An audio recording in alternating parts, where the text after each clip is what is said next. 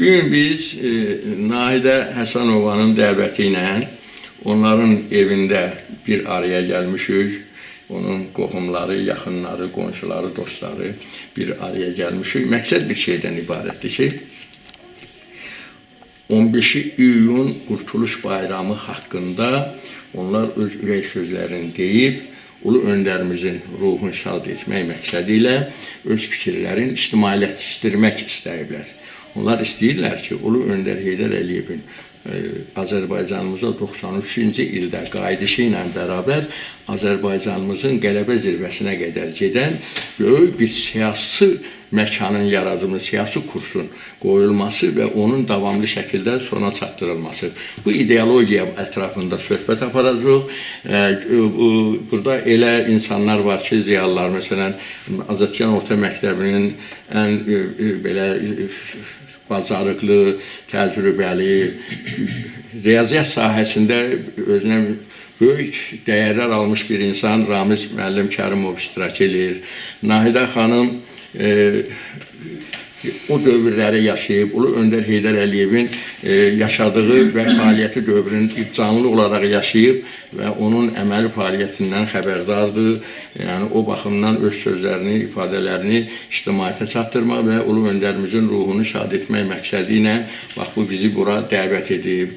Rafael Kərimov, o da Ulu Öndər Heydər Əliyevin həyatı fəaliyyəti haqqında kifayət qədər məlumatlıdır və Azərbaycanımıza nə səviyyədə töhfələr verdiyin də şahididir və o baxımdan o da öz ürək sözlərinin.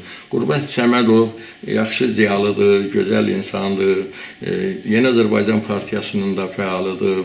O, Ulu Öndər Heydər Əliyevə və Cənab Prezidentimiz İlham Əliyevin apardığı uğurlu siyasətə ürəkdən qoşulmuş bir insandır və onların təəssübkeşidir. Cabir Həsənov, o da gənc olmağına baxmayaraq, o da Ulu Öndər Heydər Əliyevin siyasi kursunu dəstəkləyir və bu gün də Cənab Prezident İlham Əliyevin dəmir yumruq siyasətinin yanında olduğunu qeyd edir və eləcə də bütün bu siyasətlərin təməlində Ulu Öndər Heydər Əliyevin təməl qoyduğu o mükəmməl, o təməlli bir siyasətin bugünkü nəticələri onu çox sevindirir və istəyir ki, Ulu Öndər Heydər Əliyev haqqında o sözün desin, Cənab Prezidentimizin fəaliyyəti haqqında söz desin və məqsədi ondan ibarət ki, onun ruhunu şad etsin. Şəmsi Həsənov Cabirin əmsidir, o da partiyanın fəallarındandır, Cənab Prezidentimizi dəstəkləyir, Ulu Öndər Heydər Əliyevin ruhunu şad etmək üçün bir neçə kəlmə sözünü demək istəyir. Eləcə də Şəfail Həsənov, o da gənc olmağına baxmayaraq Ulu Öndər Heydər Əliyevin vaxtı ilə Azərbaycanımıza verdiyi o böyük töhfələri dəyərləndirir və məqsədi ondan ibarətdir ki, bugün öz Ulu Öndərimizin ruhunu şad etmək üçün öz fikirlərini səsləndirsinlər. Bax, ümumilikdə məqsəd ondan ibarətdir ki, bizim bu izləyicilərimizə ümumiyyətlə Ulu Öndər haqqında fikirlər səsləndirsinlər və bu ictimailəşsin. Bax, budur söhbət. İndi elə mən Nahidə xanıma söz verirəm. Bizi dəvət edən Nahidə xanımdır.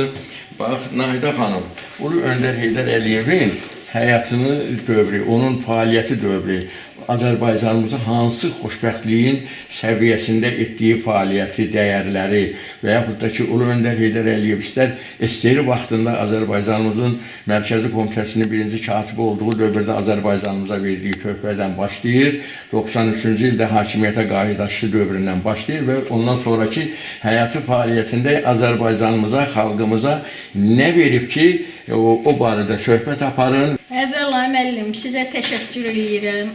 Təklifimizi qəbul edib gəldiyinizə görə. Ulu Öndərin fəaliyyətini, gözəl fəaliyyətini, dəyərli fəaliyyətini sayıb qutarmaq olmaz. Sabitliyimiz pozulmuş halda, ölkədə hərc-mərcilik artdığı halda, suverenlik yoxa enmiş halda, boş xəzinəyə, müdafiə sistemi olmayan bir ölkəyə başçı kimi gəldi və çox sevinirik ki, təməli onun tərəfindən qoyulan bütün qələbələr onun adı ilə bağlıdır və onun davamçısı, varisi İlham Əliyev də təməli onun tərəfindən qoyulmuş inkişaf prosesin istər siyasətdə, istər iqtisadiyyatda, istər mədəniyyətimizdə, istər sosial inkişafda və onun xanımı Mehriban xanım Əliyeva ilə birlikdə çiyin-çiyinə olaraq onlar bu siyasəti yeritdilər və bugünkü gün bizim körpələrimiz də, yaşda olanlarımız da, gənclərimiz də çox qürurla Azərbaycan adını çox qürurla çəkə bilirlər. Çünki bunların hamısının arxasında böyük uzaqgörənlik, böyük siyasət, necə deyim, ağıl, düşüncə, zəka, hamısı, iradə, hamısı öz səmərəsini verdi. Bir sözlə qələbə ilə nəticələndi. Heydər Əliyev tərəfindən qoyulan siyasətin nəticəsi qələbə zirvəsi oldu. İlk dəfə Heydər Əliyev Azərbaycanda prezident olan vaxtı bəlkə də yadınıza gələr.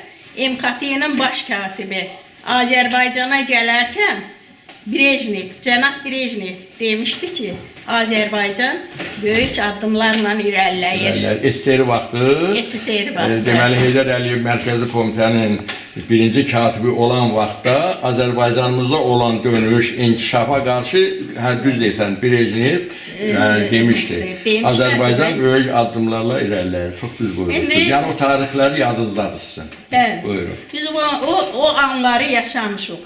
O hansısa internetdə, hansısa verilişdə mən eşitmişəm. Deyirdi ki, gün gələr bizim bayrağımız Şuşada, Laçında, Xocalıda dalğalanar. O baxımdan cənab prezidentimiz sözü kəsmirəm. Belə bir söz deyir ki, xoşbəxt adamam ki, ata vəsiyyətini yerinə yetirə bildim. Bax, həmin bu siz dediklərinizdir. Həmin o Şuşa, o Qarabağ torpaqlarında olan bütün rayonlarımız artıq işğaldan azad oldu. Bayramlarımızı keçirdik. Hal-hazırda da inkişaf gedir orada. Böyük sürətli quruculuq, avazlıq işləri gedir. Bütün bunların hamısını sən özün canlı şahidsən. O çox gözəl vətənpərvər idi. Öz xalqına çox bağlı bir insan idi. O çox xalqın o qədər sevirdi ki, siyasi büroda çox cəsarətlə o partbiletin yerə qoyaraq bunların canlı şahidi olmuşuq. O iclası Azərbaycançılığın müdafiəsi, təəssüf keçdiyi xatirinə, xalqının sevdiyinə görə bu baxımdan. Ramiz müəllim, siz bir ziyalısınız da, o tarixlərdə yaşamışsınız, görmüşsünüz. Ulu öndərimizin hakimiyyətə gəlməmişdən qabaq, biz ümidimizi demək olar ki, gələcək üçün olan ümidimizi itirmək üzrə idik. Çünki rəhbər yerində olmayan adamlar olduqda, onun rəhbərlik elədiyi dövlətin sakinləri əsas əziyyət çəkir. Ulu öndərin hakimiyyətə gəlməsi elə Qurtuluş günü adlandırılmağı həqiqətən çox düzgün qeyd olunub və həqiqətən də belədir. Ulu öndərimiz hər işi vaxtında görməyi, dəqiq vaxtında görməyi bacaran bir siyasətçi idi. Bu baxımdan mən həmişə bunu şagirdlərə də deyirəm ki, Ulu öndərimiz öz rəhbərlik elədiyi dövrdə neçə il prezident işlədirsə, o istirahət hüququndan istifadə etmədi ki, yəni harasa dincəlməyə getməyə, öz səhhətini qorumaqdan çox xalqın problemini həll eləməyə sərf eləyirdi həmin anlarda. Hansı ki, kimsə bir işdə, vəzifədə işləyəndə haradasa ildə bir ay heç olmasa dincəlmək hüququ var idi, prezidentimizin də var idi. Mən bunu müşahidə eləmişəm ki, o adam neçə il prezident işlətsə, o istirahət hüququndan istifadə etmədi, həmin anlarda xalqına xidmət elədi, gərgin işlədi. Və vaxt amilin çox düzgün qiymətləndirirdi ki, vaxtdan qiymətli bir şey yoxdur, vaxt itirmədən biz gələcəyimizi xoşbəxtliyə aparan işlər görməliyik. İndi bizi sevindirən əsas bir məsələ də ondan ibarətdir ki, Ulu öndərimizin o nəzərdə tutduğu bütün işləri, nəzəriyyələri, ölkəmizin çiçəkli, xoşbəxt gələcəyə çatması prosesini həyata keçirən varis də yetişdirdi. Doğrudan da İlham Əliyev Ulu öndərimizin nəzərdə tutduğu gələcəkdə hansı işləri görmək lazımdırsa hamısını görür və bu gün biz onu da görürük. Biz ona görə özümüzü xoşbəxt vətəndaşlar hesab eləyə bilərik. Və bu yerdə mənim ulu öndərim bir sözü xüsusilə yadıma düşdü, onu demək istəyərdim. O çıxışında belə ifadə işlətmişdi ki, mənim axıra çatdıra bilmədiyim tale yüklü məsələləri, işləri, planları sizin dəstəyinizlə Cənab İlham Əliyev başa çatdıracaqdır. Mən ona özüm qədər inanıram və gələcəyinə böyük ümidlər bəsləyirəm. Bu uzaq görənliklə deyilmiş fikir, indi bizi görürük ki, bu həqiqət oldu, doğrultdu.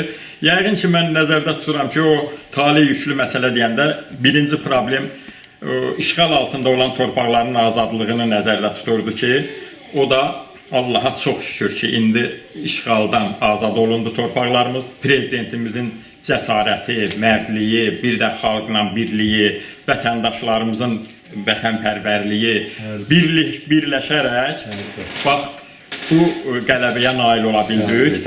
Hərbi gücümüzü gücləndirərək bu qələbəyə nail ola bildik. Buna görə biz özümüzü xoşbəxt hesab edirik və gələcəyimizə daha böyük ümidlər bəsləyirik.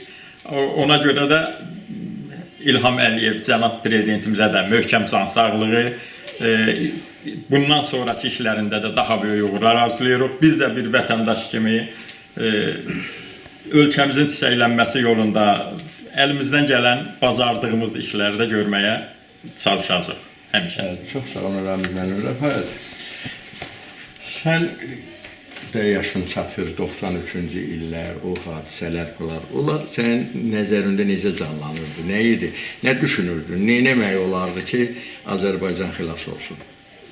93-cü ildə parçalanma gedirdi. Yəni, cənab Heydər Əliyev, ulu öndərimiz gəlməsəydi, Azərbaycan ölkəsi batmış kimi hesab olunmuşdu. Məhv olurdu. Cənab, səni də sevindirən, mən də sevindirən ulu öndərə qarşı olan ulu öndər Heydər Əliyev hakimiyyətə gələndən sonra Azərbaycan böyük bəlalardan xilas oldu. Və onun davamçısı da cənab İlham Əliyev, onun da dedikləri həyata keçirtdi. Qarabağımızı işğaldan azad etdi. Qürbət müəllimlə mən bu ifadələrini çatdırmaq istəyir, buyursun. Bildiyimiz kimi 15 iyun Qurtuluş günüdür. 93-cü ildə ölkədə gedən ictimai-siyasi həyat fəaliyyəti bilirdiniz. Çox gərgin idi, dövlət parçalanmaq vəziyyətində idi. Çox çətin günlər yaşayırdıq. Bir tərəfdən ermənilər torpaqlarımızı işğal edirdi, bir tərəfdən Talış Muğan Respublikası yaradırdı. Tamamilə. Ləzdi oradan Şimal zonasında Sadval təşkilatı ölkəni parçalamaq istedi xarici qüvvələrin təsiri ilə. Ölkəyə də eyni zamanda vətəndaş qarşı bacarıqsız, yəni hakimiyyətdə olan bacarıqsız şəxslər bacarmırdılar, artıq onlar aciz qalmışlar. İdarə etmə dağılmışdı. Bəli, idarə etmə yox idi, çətin vəziyyət idi və həmin anda mən demək olar ki, həmişə deyirəm, Əbülfəz Əliyev həmin anda çox düzgün qərar verdi, məcburiyyət qarşısında da olsa çox düzgün qərar verdi, məhz Heydər Əliyevi dəvət elədi. Ölkəni parçalamaqdan çıxardı. 91-lərin fəaliyyəti, bəli, Yeni Azərbaycan Partiyasının yaradıcılarının, onların dəstəyi ilə Ulu Öndər Yeni Azərbaycan Partiyası yaradmışdı və o 15 iyunda ölkəyə gəldi. Ölkəni demək olar parçalanmaqdan qutardı. Bugünkü gələcəyi planını hazırladı. Göz qabağındadır. Qurtuluş ona görədir ki, bütün bəlalardan xilas elədi. Sən özün nə ümid edirdin? Hər Heydər Əliyev olmasaydı, kimsə bu bəladan bizi xilas edə bilərdimi? Xeyr, mən elə bir qüvvə görmürəm. Elə bir bacarıqlı adam bilmirəm. Əlbəttə, Ulu Öndər Heydər Əliyevin vətənpərvərliyi, xalqın sevməsi, ondan sonra Heydər Əliyevin böyük iradəsi, dünya səviyyəsində siyasi məkanda böyük topladığı təcrübəsi, bunların hamısı Ulu Öndər Heydər Əliyev bu Azərbaycan xalqına bunların hamısını həsr etdi. Və o yolla da bizim qurtuluş günü qeyd edilir. Ona görə ki, Azərbaycanımız bəlalardan, Azərbaycan xalqı o çətin anlardan xilas oldu.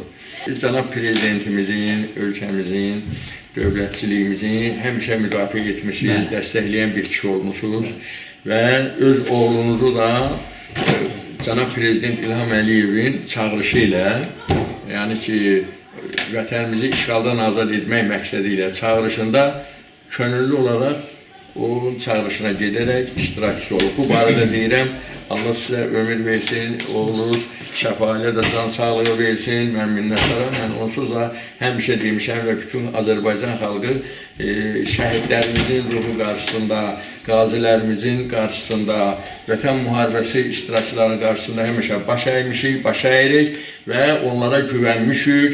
Bax, Allah belə gəncləri qorusun. Həmişə vətənimizin torpaqlarımızı işğaldan azad etmək, nəinki işğal, onu qoruyub saxlamaq uğrunda həmişə bax belə bir cəngavər kimi fəaliyyətini dəyərləndirək. Görək biz ona güvənək. Bax belədir. Əvvəla çox sağ olun ki, bizi dəvət eləmişsiniz. Bizim xilaskarımız Ulu Öndər Heydər Əliyev olub. Allah rəhmət eləsin. Onun davamçısı İlham Əliyev. Çox gözəl. Onun dediklərinə davam eləyib. Nətər deyərlər? Ulu Öndərimizin ümumiyyətlə arzularını həyata keçirən, istəklərini həyata keçirə bilən bir prezident olub, davamçı olub. Bəli. Elə bir bu Qurtuluş günü bayramı, elə bir bayramdır ki, bizim xoşbəxtliyimizi təmin edən bir bayramdır. Bizim evlatlarımız, gənclərimiz məhv ola bilərdi, qırğına gedə bilərdi.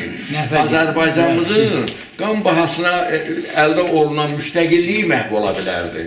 Suverenliyi məhv ola bilərdi. Sabitliyimiz elə səviyyədə pozulmuşdu ki, vətəndaş qarşısı durması yaranmışdı, qan tökülürdü artıq. Yadınıza gəlir Gəncədə artıq qan töküldü, qardaş qırğını yaratdı. Bax, belə anda Heydər Əliyevimizin olması, bax görün bizim Azərbaycan xalqın nə qədər hər şeydən xilas etdi, bizim xilaskarımız oldu və xoşbəxtliyimizi təmin edən təməlli bir siyasəti ortaya qoydu. Və ona da onun iradəsi, cəsarəti, bazarlığı və təcrübəsi çatdı ki, bizi o anlardan xilas etsinlər. Mən sizə də təşəkkür edirəm. Ulu Öndər Heydər Əliyev Azərbaycan və Azərbaycan xalqının fəxridir və xilaskardır. Eləcə də Azərbaycanın xoşbəxtliyi üçün çalışmışdır. Bu baxımdan sən nə hazırlamısan Ulu Öndərimizin ruhunu şad etməklə istəyirsən? Şeir. Buyur. Gəlişinlə qurtulubdur bu vətən. Sən oldun bu Biraz xalqa ümid və güvən. Sən oldun dar gündə köməyə yetən. Ulu bir sərkərdə, ulu bir öndər. Ucaltdı hər yerdə bayrağımızı. Yazdı tarixlərə ad sanımızı.